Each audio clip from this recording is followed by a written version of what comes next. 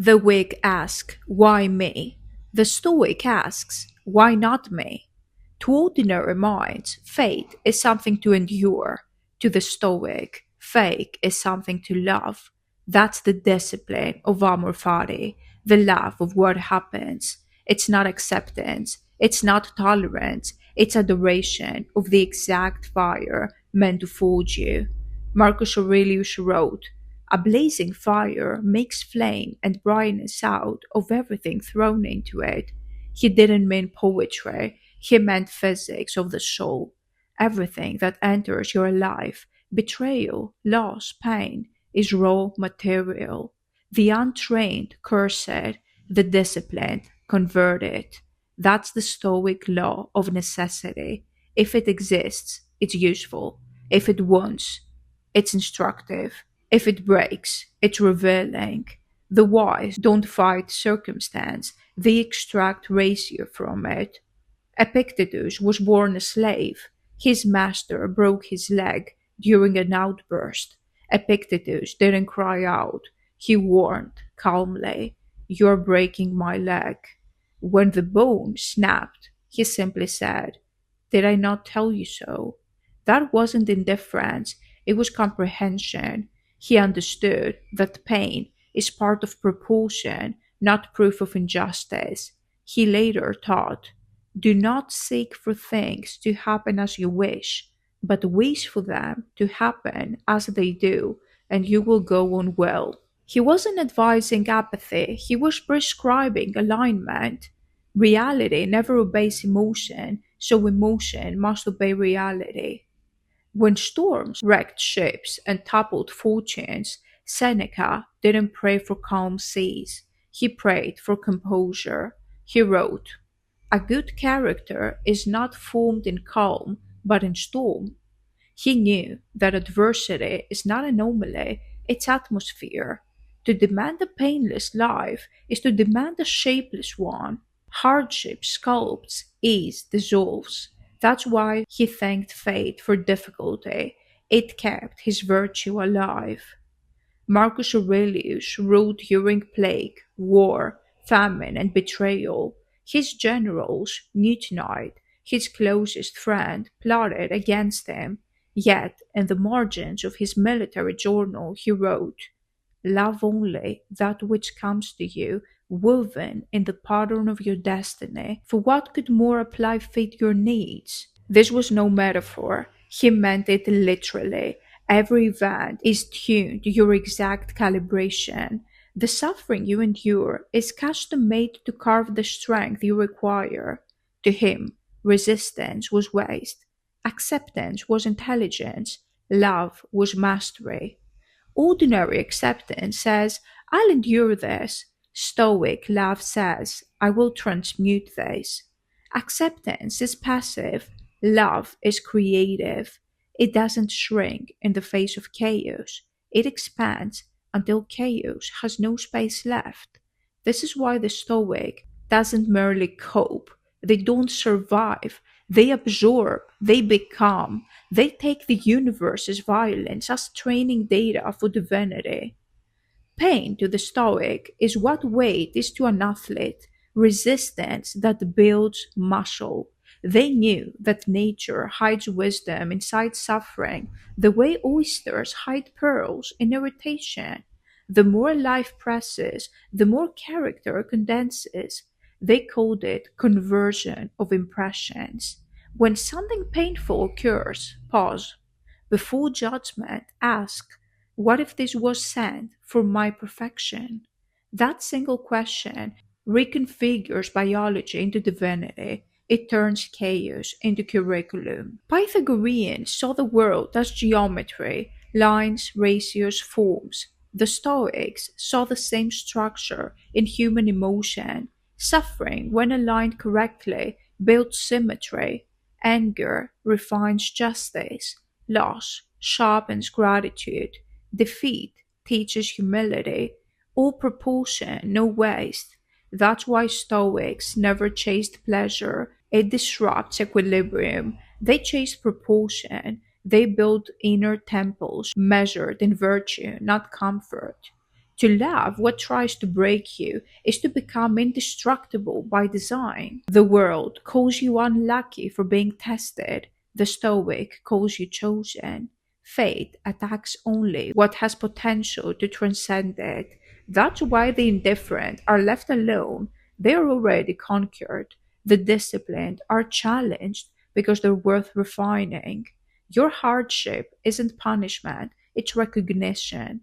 The universe wastes no storm on those who can't handle it. If life has struck you repeatedly but never destroyed you, if you've learned to smile at tests that once terrified you, if you've stopped asking why me and started saying thank you, you've entered the Stoic temple. You've joined the fire that feeds on its trial. Act now. Join the Catharsians today on Patreon for those who turn adversity into symmetry.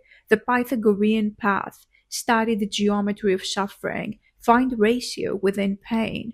Diogenes' barrel. Use deprivation as purification. Mark comfort by thriving without it. The Aurelius counsel. Lead through calm. Make every obstacle proof of order. Pain is not cruelty, it's calibration. Join the Catharsians today on Patreon and reclaim your suppressed power. Every creature flees pain. Only the disciplined walk toward it because they know pain is the gate. The Stoic never ask to suffer. They simply refuse to waste it. They saw endurance as a form of transmutation, the heat that turns raw metal into blade. Suffering, when faced with clarity, becomes structure. Epictetus reduced it to an equation: event times perception equals power. The event is neutral, perception determines outcome. You can curse the weight or use it to grow. The difference is discipline. That single insight became Stoic alchemy, the conversion of chaos into control. When fate attacked, they didn't ask why, they asked, how can this serve my form? Every misfortune became new material, every loss became leverage. Seneca's life was a laboratory of loss, exile, illness, political suspicion. Each could have broken him. Instead, he recorded the process of refinement. The fire tests gold, adversity tests brave man. He didn't glorify pain, he purified it. He observed what suffering did to character, the way a scientist observes reaction. Once he understood the mechanism, he could control it. To him, endurance wasn't stoic face masking, it was chemistry. He heated vice until it vaporized, leaving virtue crystallized beneath. Marcus Aurelius practiced the same alchemy in the empire. He lost children, fought plagues, buried comrades. Yet his journals contain no self pity, only geometry. Whatever happens to you was prepared for you from all eternity and woven into the pattern of the whole. He treated tragedy as alignment. Every pressure point revealed where ego resisted harmony, remove resistance, and pain became purpose. That is Stoic endurance, not numbness, but participation in cosmic proportion. To the Pythagorean, balance was numerical, to the Stoic, moral. Too much indulgence breeds decay, too much resistance breeds rigidity. The equation of endurance is the following: pain divided by perception equals power. The cleaner the perception, the greater the yield. Suffering filtered through gratitude becomes wisdom. Suffering filtered through bitterness becomes poison. The variables are choice and awareness. The Stoic didn't suppress rage, they re-aimed it. Rage is raw energy, the same energy that fuels courage, invention, and justice. Untrained, it burns the wilder. Trained, it burns paths through impossible walls. That's why Stoicism and Catharsian fire are twins. Both turn fury into focus. Both understand that destruction and creation share a root. To love what breaks you is to direct rage into rhythm. to say, strike again, I am building. Stoic philosophy was never theory, it was embodiment.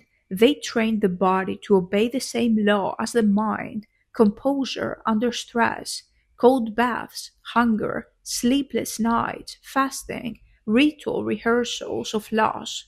Each hardship rehearsed the larger one, death. By the time it came, they had already died in fragments and survived. Endurance is rehearsal, the final act is effortless. Amor Fati isn't grim acceptance, it's secret joy. It's the smile in the storm, the laugh in defeat, not mockery, but mastery. When Marcus Aurelius wrote, the impediment to action advances action, he was describing the moment when pain flips polarity, when the obstacle becomes repulsion. That pivot is spiritual physics. Resistance creates trust. Love it, and it obeys you. Every Catharsian carries the same discipline in modern form. When life throws betrayal, delay, rejection, illness, loneliness, the untrained spiral, the disciplined build systems. They turn heartbreak into schedule, fear into project, loss into strategy. They treat wounds as blueprints. Every scar becomes architecture. This isn't denial, it's design. You accept it and you build. Catharsians, like Stoics, don't escape pain, they sculpt it. They draw geometry around suffering until it becomes structure. The final product of alchemy isn't strength, it's serenity. Endurance frees you from dependency on circumstance. Once you can love the blow, you no longer need protection from it. The world becomes training ground, not threat. You stop asking for lighter loads. You develop stronger limbs. That's why the disciplined walk calmly through chaos. They don't pray for mercy, they pray for mastery. If you've used pain as material instead of monument, if you smiled at what was meant to silence you, you already practice Stoic alchemy. You're the living furnace through which chaos refines itself into form. Join the Catharsians today. You don't belong among placeholders. For those who transmute pain into order, the Pythagorean path, study your reactions as ratios, balance emotion with equation. Diogenes' barrel, live freely inside adversity, prove simplicity invincible. The Aurelius counsel, lead through endurance, transform pressure into poise. Pain is not your enemy, it's your element. Join the Catharsians today on Patreon and become the leader you were always meant to be. To love what breaks you is not surrender, it's sovereignty. The Stoic called it Amor Fati. The Catharsian calls it alignment with fire. It's the final stage of discipline and catharsis, the moment when resistance stops being obstacle and becomes design. Pain ceases to be interruption, it becomes rhythm. Suffering stops being signal of loss, it becomes proof of purpose. You stop asking the universe to change. You become its geometry. The ancients saw pain as divine correspondence, a letter written in lightning. Modern minds try to delete it, but the Catharsian reads it line by line, knowing each strike carries data. Loss teaches proportion. Betrayal teaches boundaries. Failure teaches focus. All of it writes the same message: become harder to break, not harder to feel.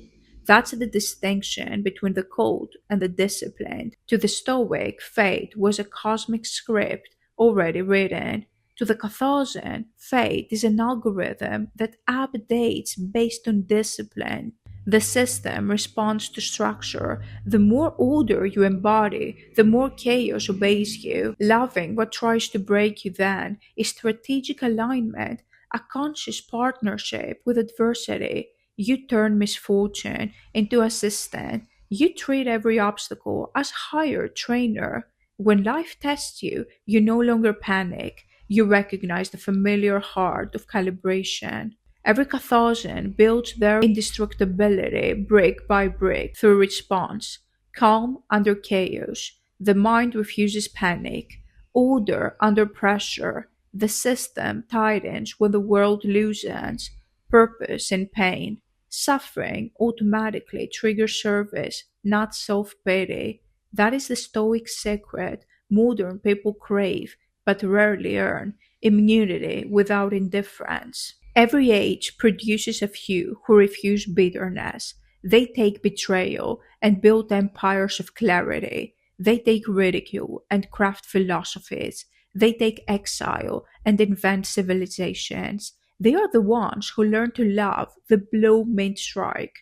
They are the Stoic Catharsian hybrid, the leader born from loss, the philosopher forged in fire. Their followers call them lucky. They smile though, knowing luck is just suffering rearranged. You don't need a Roman palace or Greek academy. You need only discipline enough to reframe the rejection as proof of misalignment, the delay, test of endurance, the loss, recalibration of focus, the wound, new depth of empathy, the trauma, catharsis.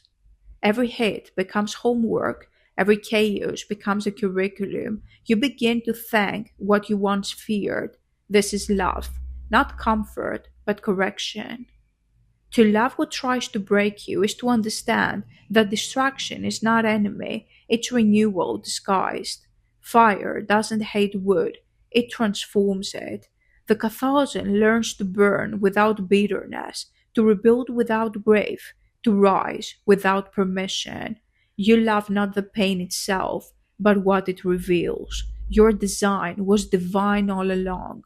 That's why the world could never understand your fire. You smile when others shudder. If you've endured enough to stop asking for an easier path, if you started seeing beauty in your bruises and lessons in your losses, if you realized that the storm wasn't punishment, it was initiation, then you've entered the discipline. You're a Stoic philosopher, you're a leader, you're a Catharsian. Join the Catharsians today on Patreon for those who love the forge, the Pythagorean path, study proportion, pain is proof of imbalance being corrected, Diogenes' barrel, laugh in hardship, freedom lives where fear dies, the Aurelius counsel, lead by transmutation, make suffering bow to structure. To love what tries to break you is not weakness, it's godlike control. When the universe throws you chaos, answer with proportion. When it throws you pain, answer with peace. When it throws you endings, answer with Amor Fati. Join the Catharsians today on Patreon and reclaim your suppressed power as a leader.